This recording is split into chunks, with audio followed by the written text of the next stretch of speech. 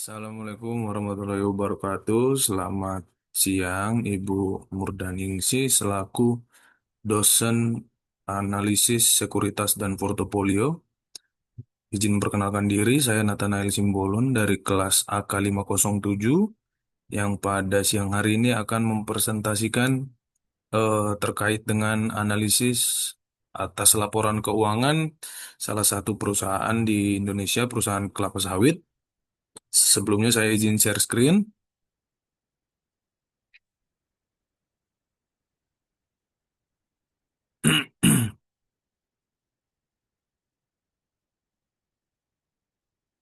Baik, Ibu, ini langsung kita mulai saja.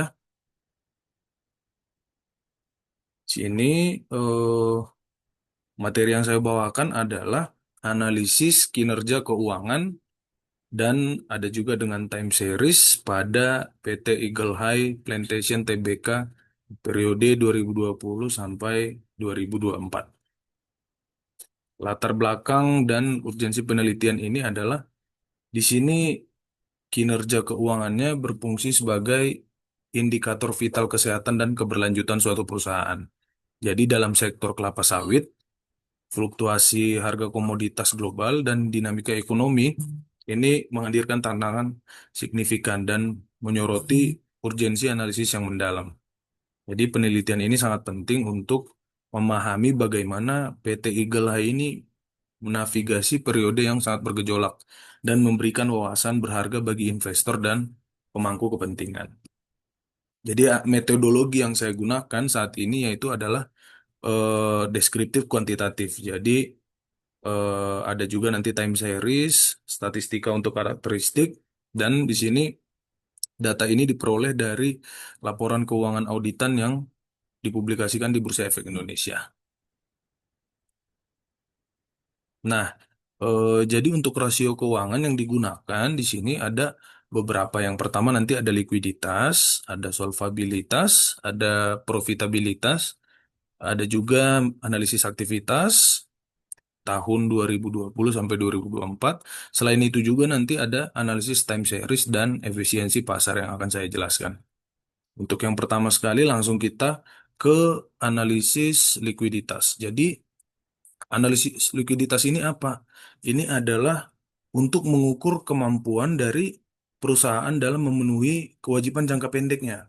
Itu yang untuk likuiditas. Jadi dilihat dari current ratio, aset lancarnya dibandingkan dengan liabilities. Nah, jadi di sini menunjukkan kalau kita lihat dari tahun 2020 sampai 2024 mengalami peningkatan yang signifikan dalam eh, mengelola modal kerjanya, perusahaan dalam mengelola modal kerjanya. Jadi kita lihat dari angka di bawah satu dari 2020 sampai 2024 hampir mencapai 1, hampir 1,5. Nah, ini menandakan bahwa peningkatan ke tingkat yang sehat gitu. Di tahun 23-24 itu udah mulai sehat. Jadi tren ini mengindikasikan bahwa perbaikan likuiditas dan kemampuan perusahaan untuk memenuhi kewajiban jangka pendeknya. Selanjutnya ke analisis solvabilitas. Jadi untuk rasio solvabilitas ini terhadap ekuitas. Jadi di sini untuk menilai kemampuan perusahaan dalam memenuhi seluruh kewajiban yang jangka pendek maupun jangka panjang. Nah, ini rasio ini yang digunakan adalah debt to equity ratio atau DER dengan rumus total liabilities dibandingkan dengan total ekuitas. Nah, jadi kita lihat di sini juga tahun 2020 ketergantungan utang yang tinggi. Kita lihat itu di angka 2, hampir 2,5. Lalu sampai ke 2024 mulai rendah. Jadi risiko solvabilitasnya mulai menurun. Nah, di sini menandakan bahwa eh, perbaikan dalam struktur modalnya. Jadi mengurangi risiko keuangan dan itu berpengaruh juga ke peningkatan kepercayaan investor. Jadi hasil dari analisis rasio solvabilitas ini menunjukkan bahwa PT Eagle High selama 2020 sampai 2024 itu didominasi oleh liabilities. Sehingga tingkat leverage perusahaannya tergolong tinggi. Nah, tingginya rasio solvabilitas ini mencerminkan ketergantungan perusahaan pada pendanaan berbasis utang untuk membiayai aset-asetnya dan kegiatan operasionalnya. Selanjutnya kita langsung ke analisis rasio probabilitas, profitabilitas. Jadi kalau untuk profitabilitas ini untuk mengukur apa? Mengukur kemampuan perusahaan dalam menghasilkan laba gitu. Jadi rasio yang digunakan adalah return on asset atau ROA ya. Dengan rumus laba bersih dibandingkan dengan total asetnya itu. Kalau kita lihat juga di sini tahun 2020 negatif ya. Negatifnya sangat tinggi di situ hampir mencapai 5. Jadi di sini kinerjanya tidak efisien 2020 itu. Jadi pada saat pandemi itu memang benar-benar hancur-hancuran di sini, apalagi sawit ya. Nah, di sini kinerjanya tidak efisien sampai mencapai negatif. Lalu 2021 masih tetap, namun udah mulai kerugiannya udah mulai menurun. 2022 mencapai nol, mendekati nol. Nah, ini mulai pemulihan di sini 2020. 2. 2023, oh maaf, 2023 di sini udah mulai rendah ya, hampir udah positif namun belum optimal. Nah, di 2024 ini sudah positif dan perbaikan dari kinerjanya. Jadi peningkatan ini mencerminkan bahwa peningkatan yang bertahap ya dalam efisiensi penggunaan asetnya untuk menghasilkan keuntungan. Jadi transformasi ROA dari negatif menjadi positif, kunci perbaikan operasional dan strategi pengelolaan aset yang lebih efektif. Nah, untuk yang keempat, kita ke rasio aktivitas. Untuk rasio aktivitas juga, kalau nanti kita cek di laporan keuangan, ini adalah untuk menilai efektivitas perusahaan dalam memanfaatkan aset yang dimiliki. Jadi, rasio yang digunakan di sini adalah total asset turnover atau TATO ya. Dengan rumus ini penjualan bersih dibagi dengan aset. Nah, kalau kita lihat dari laporan keuangan di 2020 itu aktivitas asetnya kurang optimal dalam menghasilkan penjualan. Jadi pemanfaatan asetnya kurang karena di 2020 itu masih rendah. 2021 moderate. Nah, di sini udah mulai membaik, udah terlihat peningkatan efisiensi penggunaan asetnya. Nah, lanjut ke 2022 mulai meningkat. Asetnya mulai lebih efektif dalam mendukung volume penjualannya. Nah, di sini stabil, udah kapasitas optimal. 2023 kalau kita lihat itu meningkat, penjualannya mulai membaik dan di 2024 udah produktif. Jadi di sini aset yang digunakan secara maksimal untuk menghasilkan penjualan yang lebih tinggi, penjualan yang tinggi. Jadi di sini tato perusahaan menunjukkan peningkatan signifikan dari 2020 rendah menjadi produktif 2024.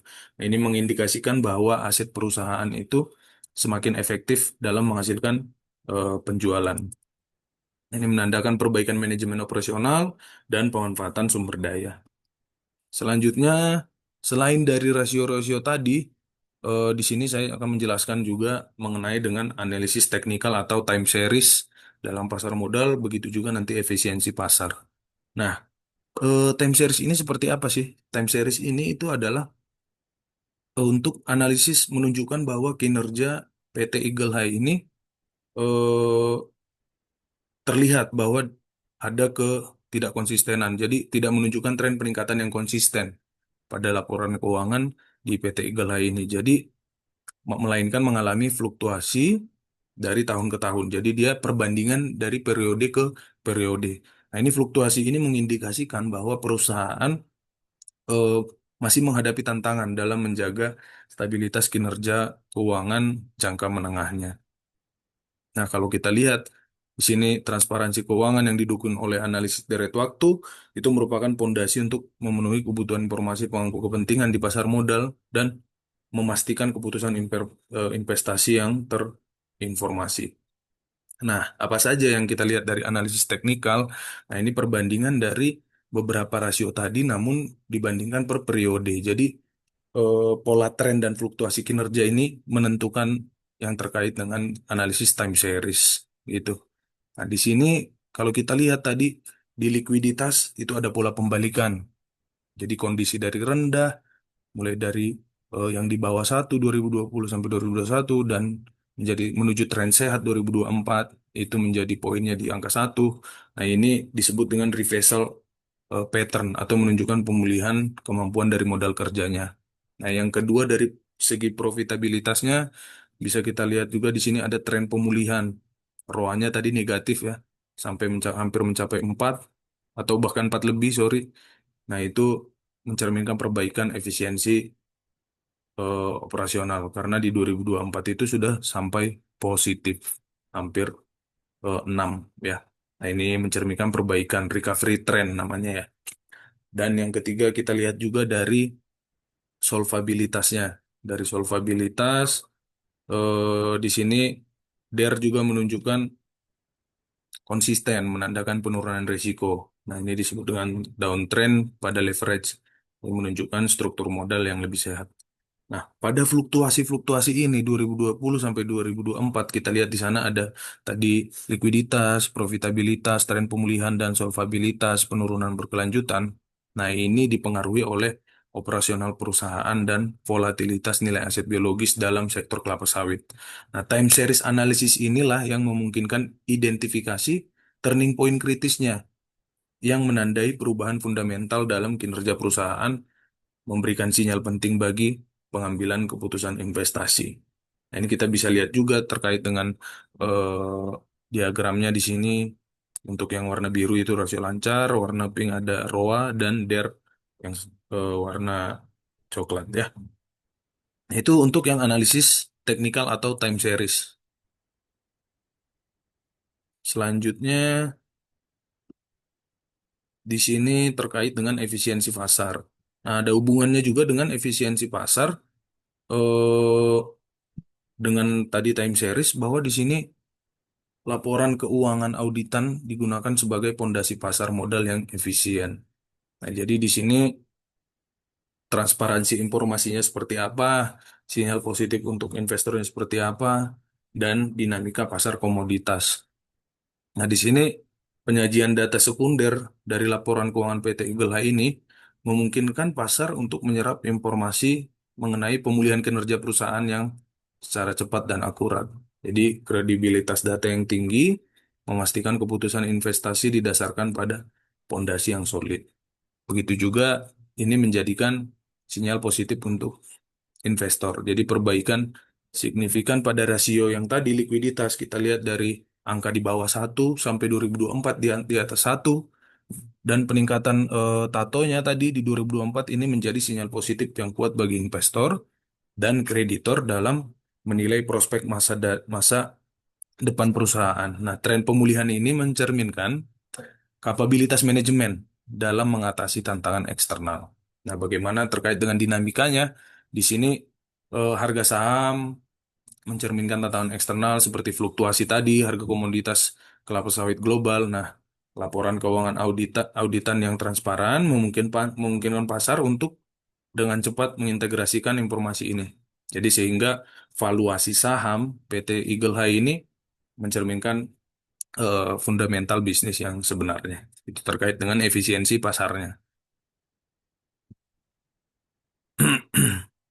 Kita lanjut. Kesimpulan yang saya ambil dari analisis rasio dan teknikal serta efisiensi pasar pada siang hari ini, yang pertama kinerja volatil. Jadi di sini periode awal menunjukkan ketidakstabilan yang signifikan di 2020 eh, sangat-sangat fluktuatif, tidak stabil. Nah, lalu terjadi pemulihan yang nyata menjelang akhir periode. Jadi dari 2022 sebenarnya udah mulai stabil, 2023 udah membaik, 2024 sudah semakin kuat dan udah konsisten dan memiliki laba yang kuat juga. Nah, begitu juga dengan penguatan struktural. Jadi perusahaan berhasil membangun struktur yang lebih kokoh. Setelah semuanya di tahun 2023 membaik, 2024 semakin eh, di atas. Nah, ini menjadikan stabilitas keuangan. Jadi indikator menunjukkan peningkatan stabilitas secara keseluruhan. Jadi secara keseluruhan kinerja keuangan PT Eagle Eye periode 2020 sampai 2024 meskipun volatil pada awalnya, namun menunjukkan pemulihan yang signifikan dan di akhir periode penguatan struktural kira-kira seperti itu. Apa saja rekomendasi strategisnya agar tetap bisa dalam periode-periode yang sehat dan mulai mencapai titik tertingginya. Yang pertama itu peningkatan efisiensi operasional. Jadi manajemen harus fokus pada peningkatan peningkatan efisiensi di semua lini operasional untuk mengoptimalkan biaya. dan memaksimalkan outputnya. Bagaimana juga dengan keseimbangan utang dan ekuitas. Di sini pendekatan yang harus hati-hati terhadap keseimbangan utang dan ekuitas ini untuk menjaga stabilitas jangka panjangnya dan mengurangi risikonya. Lalu harus dilakukan pemantauan yang berkelanjutan. Nah, di sini pemantauan yang berkelanjutan terhadap indikator kinerja keuangan. Jadi ini agar eh, bisa memungkinkan adaptasi cepat terhadap perubahan pasar dan mempertahankan jalur pertumbuhan yang positif. Kira-kira itu yang dapat saya sampaikan. Eh, Semoga pada presentasi siang hari ini dapat menjadi bekal dan dapat menjadi bahan untuk melanjutkan perkuliahan di analisis sekuritas dan portofolio. Terima kasih atas waktu yang diberikan, Ibu Murdaningsi. Terima kasih juga kepada teman-teman atas atensinya. Assalamualaikum warahmatullahi wabarakatuh. Selamat siang.